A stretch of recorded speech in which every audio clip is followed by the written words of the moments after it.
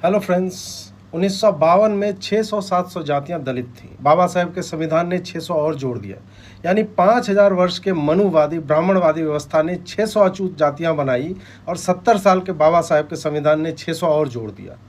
तार्किक रूप से सुधीजन ये बताएं कि आरक्षण से जातियों का उत्थान हो रहा है या पतन। एससी के 135 से 145 आईएएस अफसर हैं, 50 से 62,000 क्लास 1 ऑफिसर्स और 1.5 से 2.25 लाख क्लास 2 ऑफिसर्स हैं इस देश में। अंबेडकर को उनके शिक्षक ने और तत्कालीन महाराज सियाजीराव गायकवाड़ ने उन्हें विदेश भेजा। फिर छत्रपति शाहू जी महाराज ने उनकी लंदन की पढ़ाई पूर्ण करवाई।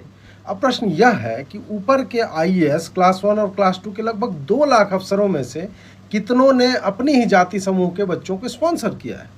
मीणा समाज 1000% अधिक ओवर रिप्रेजेंटेड है अपने कैटेगरी में।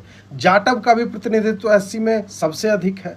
यादव, कुर्मी, जाट, गुर्जर को ओबीसी में देख लीजिए। तो प्रश्न यह है कि असली आदिवासी भील आदि कहाँ है एसटी में?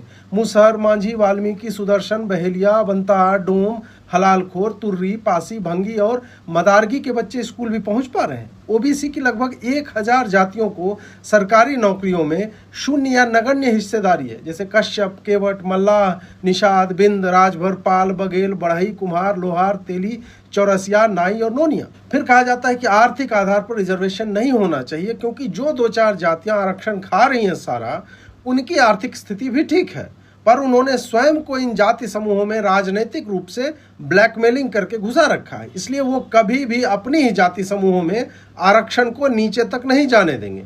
इसलिए रिजर्वेशन पर रीथिंक, रैशनलाइज, रिफॉर्म और अंततः रिमूव करने के लिए हमें चर्चा करती रहनी चाहिए।